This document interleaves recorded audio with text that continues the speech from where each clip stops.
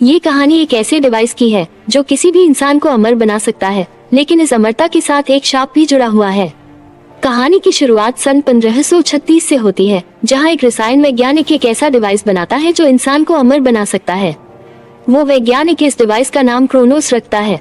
अब आगे हमें 400 साल बाद का दृश्य दिखाया जाता है, जहां एक इमारत के ढहने से बहुत से लोगों की मौत हो चुकी है। यहाँ मलबे में हमें वही रसायन वैज्ञानिक दिखाया जाता है जिसकी बॉडी अब पूरी तरह से सफेद हो चुकी थी और वो पिछले 400 सालों से क्रोनोस डिवाइस का इस्तेमाल करके अब तक जिंदा था। लेकिन इमारत के गिरने से उसके सीने में लोहे का सरिया घुस जाता है और उसकी मौत हो जाती है। यहाँ हमें पता चलता है कि क्रोनोस डिवाइस के इस्तेमाल से यह वैज्ञानिक एक पिशाच बन चुका था और इंसानों का खून पीता था। वैज्ञानिक की मौत के बाद उसका सारा सामान नीलामी में चला जाता है।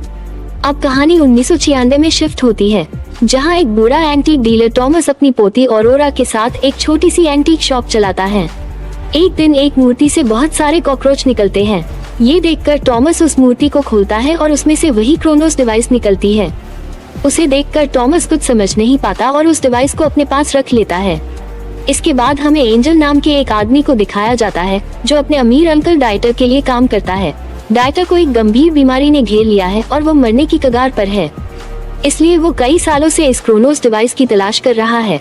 डाइटर के पास उसी रसायन वैज्ञानिक की डायरी भी होती है, जिससे उसे क्रोनोस डिवाइस के बारे में सब कुछ पता होता है। और डायरी से डाइटर को ये भी पता चलता है कि किसी मूर्ति में वैज्ञानिक ने क्रोनोस डिवाइस को छिपाया था। इसलिए डाइटर पिछले कई सालों से 1536 की सभी मूर्तियाँ खरीद रहा है। इसके बाद डाइटर एंजल को टॉमस की एंटीक शॉप पर भेजता है, जहाँ एंजल को वही मूर्ति दिख जाती है और वह उसे टॉमस से ज्यादा पैसे देकर खरीद लेता है और वहां से चला जाता है। इस पर टॉमस को कुछ शक होता है और वो उस मूर्ति से निकली डिवाइस की जांच करने लगता है। टॉमस डिवाइस को अपने हाथ में रख लेता है और उसकी चाबी घुमाता है। तभी अचानक से डिवाइस के मकड़ी जैसे पैर बाहर आ जाते हैं और टॉमस के हाथ को जकड़ लेते हैं। इस पर टॉमस दर्द से तड़प उठता है और डिवाइस को खींचकर हाथ से छुड़ा लेता है। तभी डिवाइस के सारे पैर वापस अंदर चले जाते हैं। अब टॉमस देखता है कि उसका हाथ जख्मी हो चुका है और उससे खून भी बह रहा है, इसलिए वो अपनी पत्नी मसी के पास जाता है, जहां मसी टॉमस की पट्टी कर देती है। फिर इसके बाद उसी रात टॉमस के साथ अजीब चीजें होने लगती हैं। उसे प्यास लगती है तो वो फ्रीज का सारा पानी पी जाता है। इसके बाद टॉमस की नजर फ्रीज में रखे कच्चे मांस पर पड़ती है और वो उसे कच्चा ही खाने के बारे में सोचने लगता है। फिर थोड़ी देर बाद टॉमस के उसी जख्मी हाथ में बहुत तेज खुजली होने लगती है, जिससे टॉमस बेचैन हो जाता है और पागलों की तरह अपने हाथ को खुजाने लगता है। लेकिन उसे कोई आराम नहीं मिलता, क्योंकि अब टॉमस के शरीर को क्रोनोस डिवाइस की लत लग चुकी है। टॉमस फिर से डिवाइस को निकालकर अपने हाथ पर रख लेता है और उसकी चाबी घुमाता है। तभी डिवाइस के पैर बाहर आते हैं और टॉमस के हाथ को जकड़ लेते हैं, लेकिन इस बार एक और सुई बाहर आती है और टॉमस की कलाई में घुस जाती है।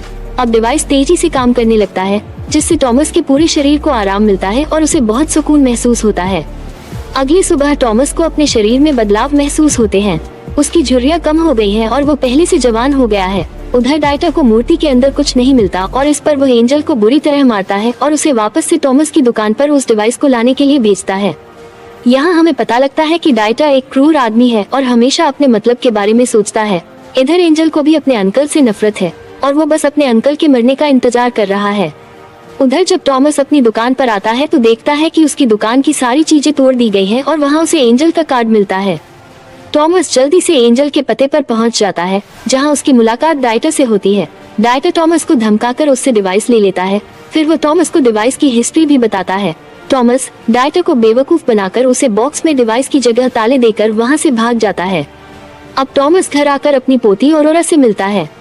ऑरोरा ने इस डिवाइस को एक डॉल में छिपा दिया था और अपने दादा के आते ही डिवाइस उन्हें दे देती है। फिर टॉमस उसी रात एक पार्टी में जाने से पहले फिर से डिवाइस का इस्तेमाल करता है, जिससे वो फिर से तंदुरुस्त हो जाता है। लेकिन उसे ये पता नहीं होता कि यह डिवाइस धीरे धीरे उसे एक पिशाच बना रही है। उधर पार्टी में एक आदमी के मुंह से अचानक खून निकलने लगता है, जिसे देखकर टॉमस के मुंह में पानी आने लगता है। टॉमस उस आदमी का पीछा करते हुए बाथरूम में जाता है, जहां जमीन पर पड़े खून को देखकर वो खुद को रोक नहीं पाता और जमीन पर लेटकर खून को चाटने लगता है। तभी अचानक वहां एंजल आ जाता है और टॉमस को मारकर बेहोश कर देता है और अपने साथ एक सुनसान जगह पर ले आता है। अब एंजल टॉमस से क्रोनोस डिवाइस मांगता है, जिस पर टॉमस डिवाइस देने से साफ मना कर देता है। इस पर एंजल गुस्से में टॉमस को बुरी तरह मारता है और उसे बताता है कि वो नहीं चाहता कि उसके अंकल को क्रोनोस डिवाइस मिले, क्योंकि एंजल अपने अंकल को मरते हुए देखना चाहता है ताकि उसकी सारी संपत्ति एंजल की हो जाए।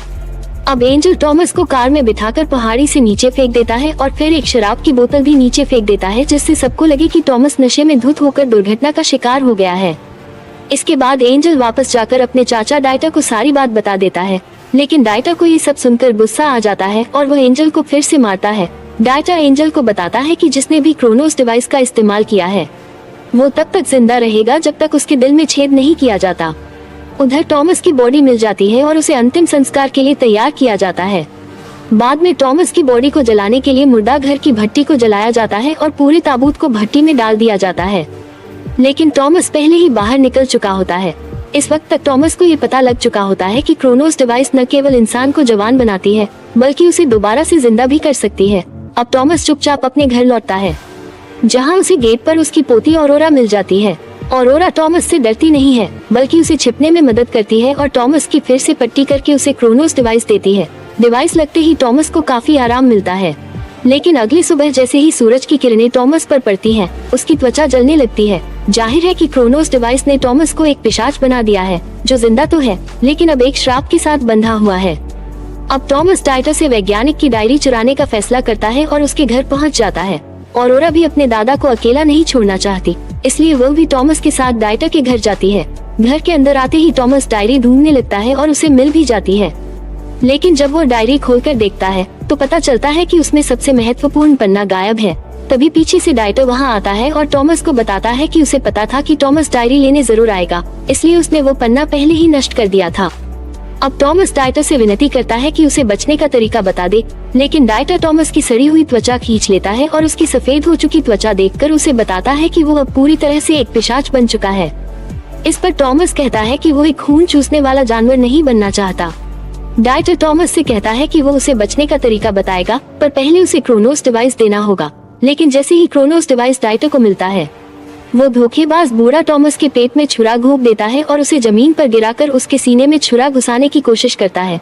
तभी ऑरोरा आकर डाइटर पर पीछे से हमला कर देती है, जिससे डाइटर वही बेहोश हो जाता है और उसकी बॉडी से बहुत सारा खून बहने लगता है। इतने खून को देखकर टॉमस खुद को रोक नहीं पाता और डाइटर का खून पीने लगता है। इस दौरान एंजल भी वहां आ जाता है और डाइटर को जमीन पर घायल पड़ा देखकर बहुत खुश होता है। तभी डाइटर होश में आता है और एंजल से मदद मांगता है, लेकिन एंजल अपने चाचा को बचाने के बजाय अपने पैर से उसका गला रौंदकर उसे मार डालता है।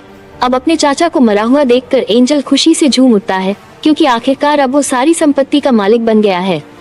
जब एंजल अपनी जीत का जश्न मना रहा होता है, तभी टॉमस पीछे से आकर उस पर हमला कर देता है और ऑरोरा को लेकर छत पर भाग जाता है, लेकिन एंजल भी टॉमस का पीछा करते हुए छत पर पहुंच जाता है। आखिरकार एंजल दोनों दादा पोती को घेर लेता है। टॉमस अपनी पोती ऑरोरा को बचाते हुए उसे नीचे भेज देता है और खुद एंजल का सामना करता है। अब एंजल टॉमस को लोहे की रॉड से बुरी तरह मारता है और मार मार कर उसे अधमरा कर देता है। आखिर में टॉमस को समझ आ जाता है कि वो एंजल का सामना नहीं कर पाएगा, इसलिए टॉमस एंजल को अपने साथ लेकर बिल्डिंग से नीचे कूद जाता है।